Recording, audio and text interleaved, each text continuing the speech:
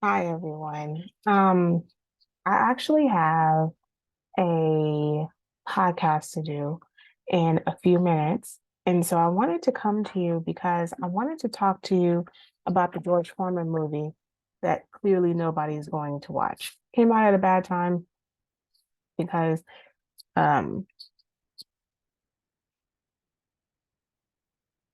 because came out what a week before Guardians of the Galaxy. So it's a and then in another 2 weeks it's going to be Fast and Furious, and in another week it's going to be some Little Mermaid. So nobody's watching this movie, but I have a lot of thoughts about it, so I wanted to share what I thought about it. Let me first preface this by saying that I think that George Foreman should have a movie. And I think that George Foreman is extremely overlooked. He gets more recognition in today's atmosphere for his business acumen and his jovial personality. And he did a long contract with HBO Sports for boxing. And so a lot of people completely overlook him and his contribution to boxing because of his because what people are most likely to associate him with. So, and that's unfortunate. But there's reasons for this. Um, so I think that him having a movie is long overdue because he does have his own story to tell. But I also am I the things okay. My I grew up on boxing. My family was huge on boxing, but I must admit that I'm not into boxing at this second in my life. And it's not because I don't like boxing. It's because I think what's missing is the entertainment factor of it. Like it's interesting, right? So the people in the field aren't interesting. And it doesn't really and there's some aspects of it where I really enjoyed Sylvester Stallone had a show that I really, really enjoyed. Like I think that there are moments where you could have invigorated the sport. It just didn't work. That's not what we're here for. But I'm gonna say that George Foreman in my life, I was more familiar with his second round of coming into being a heavyweight champion in my life because that's the age that I was growing up in. And actually even his last fight that he lost, I fundamentally was like he was robbed. And I think a lot of the time is that they wanted to kind of move away from George Foreman. And in order to kind of move away from George Foreman, you you made you they decided against him. It was a split decision. Um, he he's not a guy that went out of the field because he lost it. That's not George Foreman's story at all. Even when he was 45, 46, still boxing, he still could box and he could do so well. What made George Foreman set him apart from a lot of other people is he can hit hard. And he could hit hard when he was young, but he hit and he could hit even like he was naturally strong. And the way that he trained when he was in his older years was like this farm setting. And that was even featured on HBO Sports before. And he was absolutely a hard hitting person. He was never a person who shuffled around. So he was like um he never shuffled around. He was definitely not the dude who would move around, but he could get you with one punch, and all he had to do was with that one punch, and he would knock the bricks off you, right? With that being said, I think that this George Foreman movie was okay. And so let me say the positives. The positives I thought was the casting. I think the casting did a great job in in kind of depicting the essence of the characters. I think that was really good. I think that Forrest Whitaker completely stole the show. There was a scene where he's quitting, where George Foreman was quitting boxing to become a minister. And that whole scene with Forrest Whitaker with the single tear falling down, I was like, great job. Forrest Whitaker did a wonderful job in this. Okay. Um, the problem I have is the exact problem that is the reason why my son was in the theater and he was like, so wait, who is this? And the reason, and I actually preface this, I actually went to college with Georgetta. Um, she was graduating my senior year, my freshman year. And then I went to college with his son, I think his youngest son, George. I think it's his youngest son. Um, and he was a year younger than me. No, I need you to clean. I don't want your money.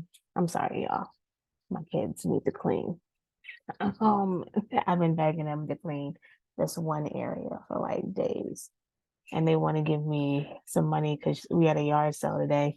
And I actually made $160 from the yard sale. And so she wanted to buy something back from me and that I was selling. And it was actually one of her things that I was selling and she wanted to buy it from me. And I'm like, I don't want you to buy it. I want you to clean. Anyway, sorry. Where was I? George Foreman. Okay. So my son's like, so wait, is he Muhammad Ali? I'm like, no, this is not about Muhammad Ali. This is about George Foreman. And then he keeps naming different boxers. And I was just like, no, because there's been a number of different films on Muhammad Ali. I hate to tell you, I know that I am in the minor opinion here. I didn't like the Ali Will Smith movie. I thought Will Smith did a decent job playing Ali. And Jamie Foxx did steal the show. But as a performance, like the whole movie altogether, yeah.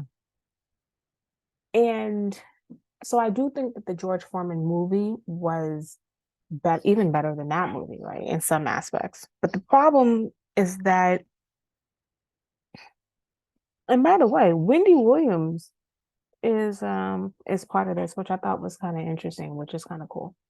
The problem that I have with this film is the problem that is the reason why a lot of people, especially younger generations, they know the Mike Tyson, they know the Muhammad Ali, they even know, which I think that they should do a Holyfield movie.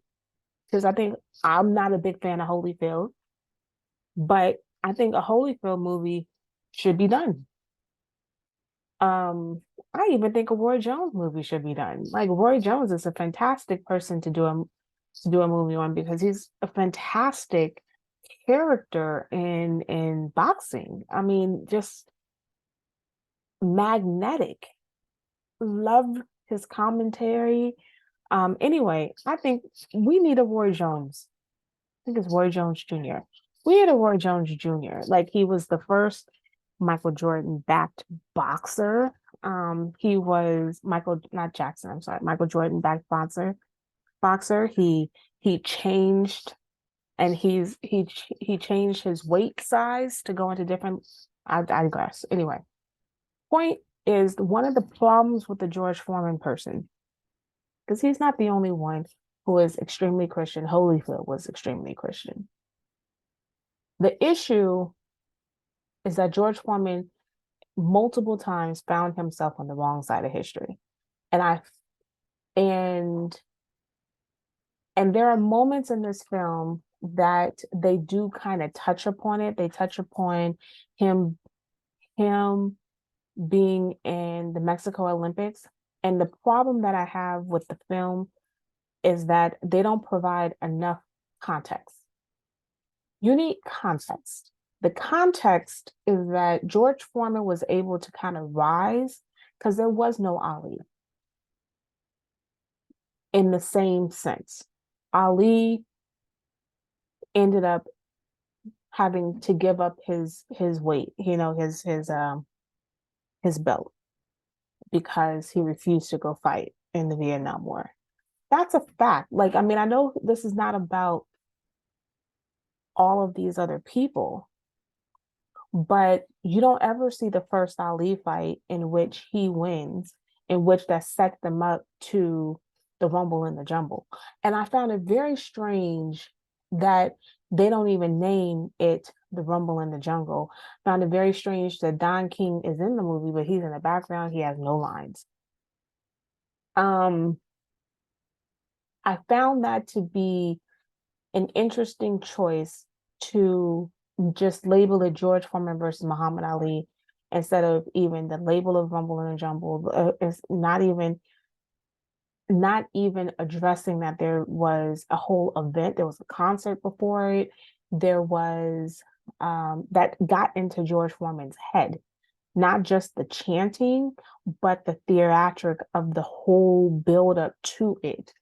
The fact that they even ignored, like I said, the context of the Black Power movement that was taking place, so that you can, even if it was just a few scenes of the Black Power movement, not just showing him a paper, to me, it makes absolutely no sense that this man is going to be not in Southern California, in Northern California, and to not have any concept that the Black Power movement, that these Black men, one of which is that's on the Olympics team, was in San Jose, going to San Jose State, and that you're not going to say, granted, he could ignore a lot of that, but it was the hugest talk of town. And not just talk of town, but it was the talk amongst all Black athletes.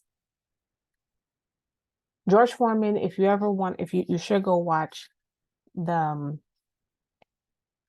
Mexico, which I do show in my class, the Mexico Olympics NBC documentary, Mexico City documentary. Yeah. It's NBC Sports.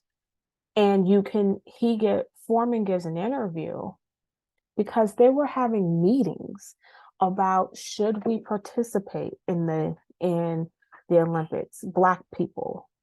They were treating this just like they were doing with Jesse Owens. Like it's if you're going to tell the Jesse Owens story, you have to have a conversation where they come and talk to you about should you participate. And the thing is that there's no rhyme or reason as to how you were going to say that you didn't know that flying the flag, like in the movie, saying when he comes home that he then discovers that flying the flag was a controversial thing. That is bogus. That is not true, because we watched, even in his own words in the documentary, that he made a cognitive choice to fly the flag, he did so in real time. After there was discussion with him about if we should participate, after he kind of was like, I don't want to be political, I just want to be here to fight. That was his kind of choice. So he just, if we want to say that he didn't expect his friends or, people in the fellow community, especially in Oakland, to feel away, okay, that I can accept. But to realize that you were going to be not as accepted in the Black community as much as you were then accepted in the white community, you've lost me. And this is the thing about George Foreman, is that if you talk to Black folks, they would not, George Foreman will receive his due where people acknowledge that he is a good boxer, but they do not respect him in the same, and it's unfortunate because they're not being honest with themselves, as the Muhammad Ali's, the Joe Fraziers, and to be perfectly honest, Foreman should be even higher than some of these folks, because he not only fought them, some of them he won, some of them he lost, but he also left and came back and fought some of the top within the more current days. Did he fight Tyson? No, I don't recall. But he did fight at the top he did fight the Holyfield. He did fight amongst these individuals in 10-year span, and a lot can happen in boxing in 10 years. This is not a longevity sport. I just want you to know. So I feel that he won heavyweight in bones, right? So I think that it's unfortunate, but the reason why George Foreman doesn't get his props is because when people look toward, and unfortunately we look towards our sports leaders, sports athletes, we look towards entertainers for their political stance and how Black folks support. So we've been able to excuse a lot of what Muhammad Ali has done because of his political stance. And in longevity, we have a forgetful memory of some of the things that he has done. And we acknowledge and accept him for the things that he has done and taking these kind of stands that other people did not. And George Foreman, unfortunately, because of the way he comes off to people, because he has this apolitical, not really willing to take a stance on anything, and he seems to be a bit more on the patriotic side without calling out the ills of what's happening in America. Because of those two things, which it has unfortunately made him more difficult to accept within the Black community. And he's also what we would call the accepted Black man, to have these rather large endorsement deals like the George Foreman Grill, which I don't know if I have one, but I know for sure that I've had a couple of them in my lifetime. Great, cooks a great hamburger, makes a great chicken, roasted chicken. I mean, hey, I didn't figure out, do I have one still? I know I had one for the longest, and you can warm up your buns, and you can, I mean,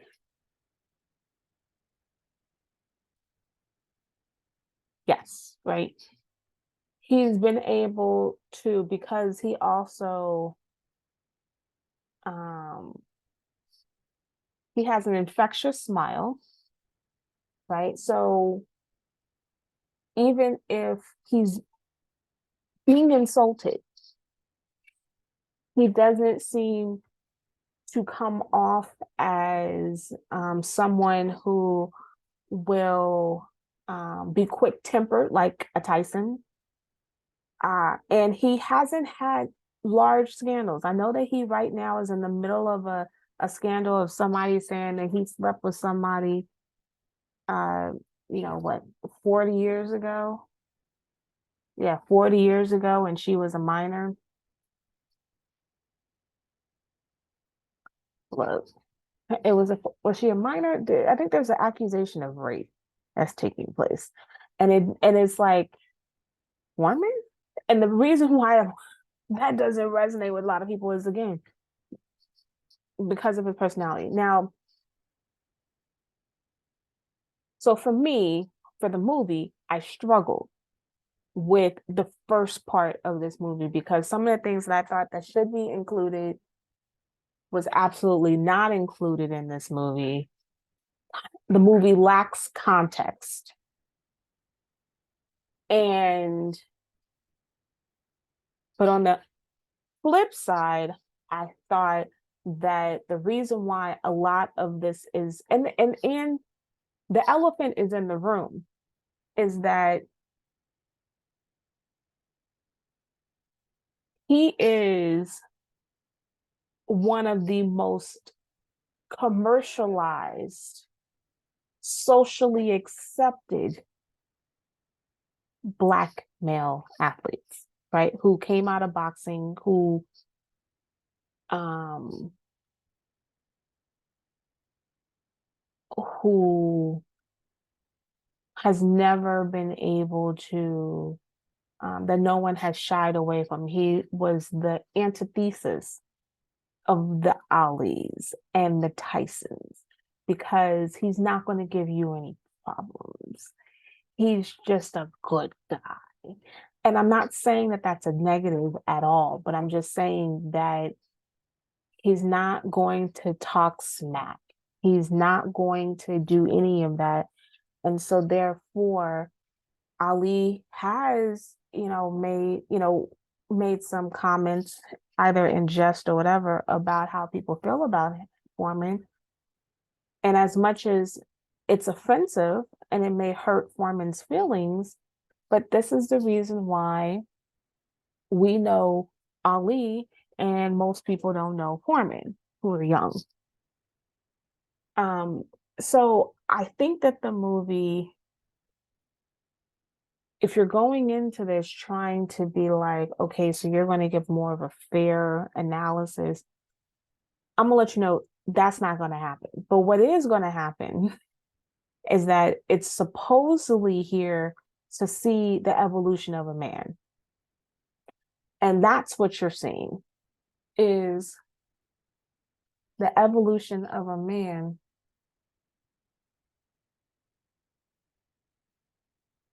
A man. And so that ends up becoming um, much more front and center than anything else. And that may not be what you anticipate or expect. Um, so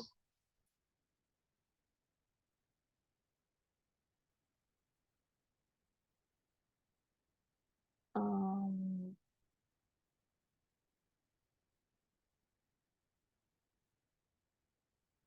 that may not be what you anticipate or expect.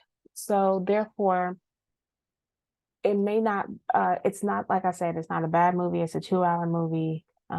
George Foreman absolutely should be given his just due. And I thought that